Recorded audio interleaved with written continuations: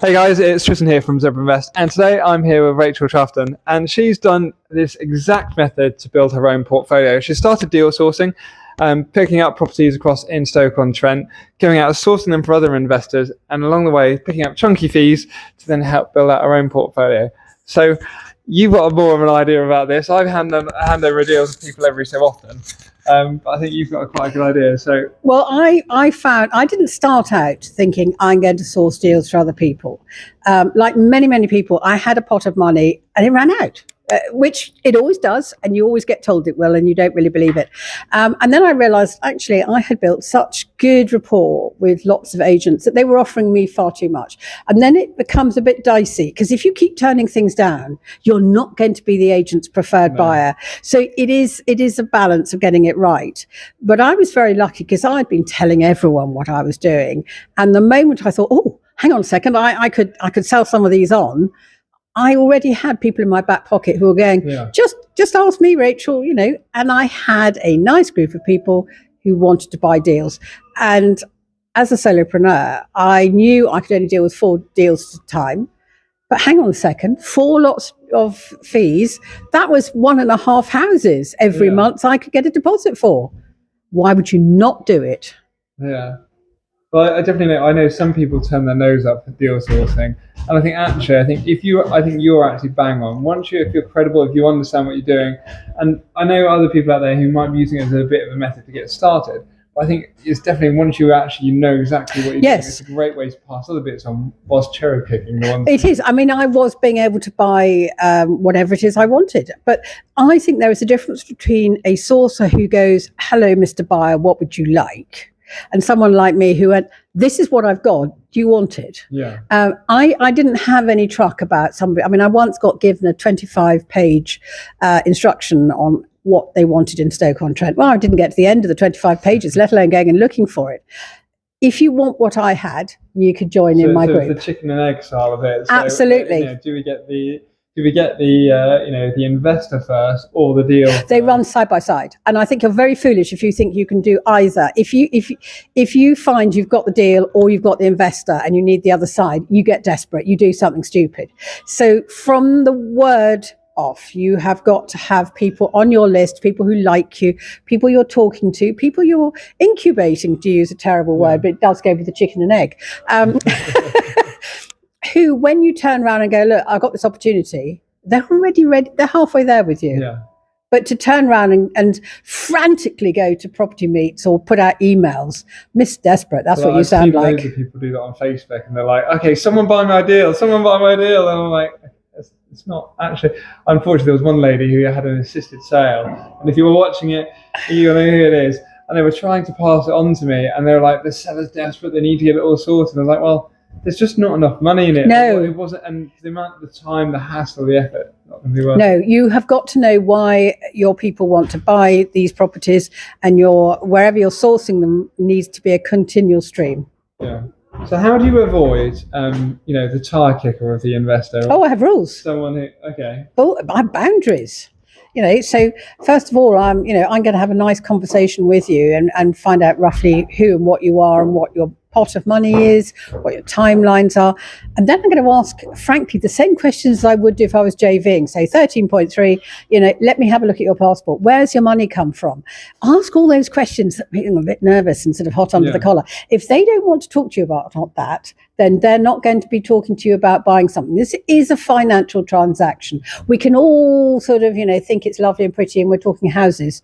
Nah, it's money. Yeah, well, I think you're absolutely bang on. I think one of the bits I always have with anyone who's investing working with me, I just try and say, look, sign up on my investor terms. Yes. And I've had people turn and said, "Oh, but at some point, if I commit to a deal, I've got to pay you money." And I was like, yes, absolutely. That's it. And it's like, if you can't get past the investor terms to the point that you've got proof of funds in your account and we can actually commit to it. And that's why I also get very, very worried when I get clients who have paid upfront large sums of money to sources. And they've never seen the deals. None of my clients ever saw a house they were going to buy until they'd bought it. Some have never seen their house they bought. Yeah. What they had seen was me. They had seen my paperwork. They had understood the process. They were comfortable with me. I was comfortable with them. And because sometimes people aren't what they seem. I did have an investor who, the night before exchange, started getting very difficult with me and going, I'm not paying you your sourcing fee. I'm only going to pay you half of it because we might buy another together. And I went, goodbye. Yeah. Literally, I can't even begin to tell you the names he called me. But I put that phone down, picked the phone up and sold it 5 minutes later. Yeah. Not a problem. Yeah, that's ballsy. But it wasn't, because I had a group of people with me. Yeah, exactly. And if you've got the fallback, then as soon as you know someone else and you Yeah. go for it, Yeah. So how do you work out how much you're going to charge?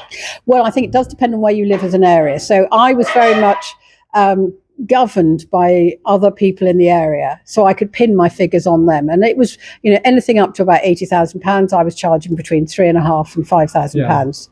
And it was worth it. Over 100 grand, then I was going on percentages. But so you kind of came up with a amount of money that you figured felt about right. Yes, yeah, absolutely, yes. And how, the other thing was, are they a client I'm really going to enjoy working with? Yeah. Because some of them bought, multiples of properties.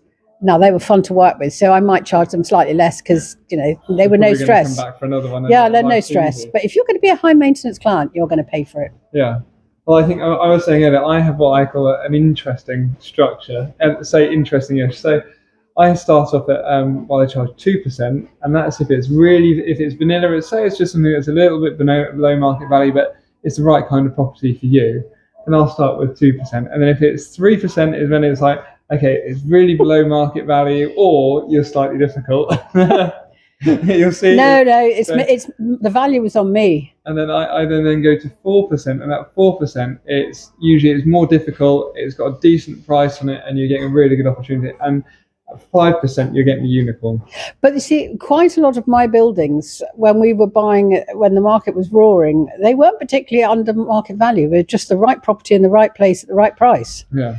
And you could do a lot with them for very little money. And there's people out there who don't want to spend the time going out there finding. No, I sold a lot of houses at turnkey. They were slightly under market value, but they wanted to be able to hold their value.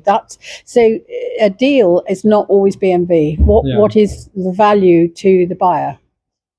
So I guess one of the bits, I was just saying is like how time consuming it is. So if you've got somebody who's a pain in the bum, but it is very time consuming, because actually the early bits, when you are having a coffee with someone or a drink and doing the paperwork, that can take up best part of a day. And a lot of my clients were quite tricky because they were armed forces or they were working nights. Yeah. Sometimes they didn't actually have access to the internet because they were roaming around. A vet, for instance, was a nightmare. So I would go to the solicitors, pick up the piece of paper, and then drive them to my client, get them to sign and take them back again. So that all had to be factored one way in. Of making sure the deal happens. I never had one fall through because they signed when I showed them the paperwork and they signed. Yeah.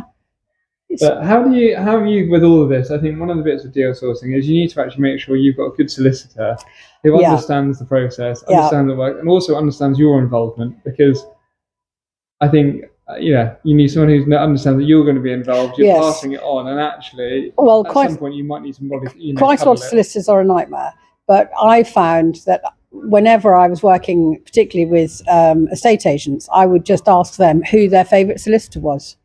Their favourite solicitor was always the one who answered the questions, was always the ones that got all the deals through. And not the one paying them the most commission. Absolutely. And it all worked like, every time I went and I said, look, X recommends you. Oh, I like X. Yes, no probs. It wasn't about me. It is about leveraging your knowledge and other people's. Yeah. So at the beginning, you said about trying to keep it just to 4 deals a month. Yes. How did you manage to keep on top of managing your time? Oh, because I had a system in place. A nice little spreadsheet, which said, have I sent this? Yes, tick. Have I done this? Always clocking in, sending at the end of every week, I had to have sent an email or spoken to them. So I was on top of absolutely everything because things do disappear between the cracks. And then I would know that if we were coming up to exchange, then I was probably going to have a quick little drive somewhere. I was all factored in. I never woke up going, oh, I wonder what I'm going to do today. Have I got something to do about one of my deal sources? No, I'd know the day before I was going to somewhere to drive. Yeah. It was all programmed. Oh, there you go. Right. It sounds like a nice little well-oiled machine at the time. It was. It's a really nice thing, but you do have to take it seriously. It's definitely a business model, the same as flipping or anything else. And you need the right insurance, and you do need the right protections, because people do try and come back and complain. Trust me, they don't disappear, over the horizon, never to be seen again. Well, as I realise, it's slightly different from the deal sourcing. But the one thing I did at the very beginning when I started my business was actually I got myself compliant to be, whether it was to be sourcing, but actually just to work with other people, so they could kind of look at me and say, oh yeah, well, I'd like to do a joint venture with Tristan. He's insured, he's compliant, he's got client money accounts, and I had all that ticked off. Just again, it's the credibility. Yeah, it is. Yes, yeah, and not being. Go and practice on somebody if when you're asking questions about the money. So if you've never done a 13.3 interrogation, don't do it on a real client for the first time. Practice on granny, whatever. Just get over your embarrassment. There we go. All right. Thank you very much. Thank you. Cheers for sitting down with us. If anyone's got any questions, any comments, drop them in below. I'll try to come back to you, or you might reply on them as well. Hopefully you've liked the video. Subscribe to our channel, or subscribe to my channel.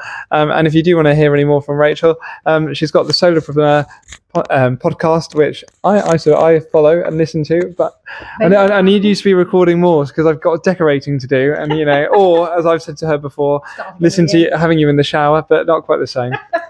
Anyway,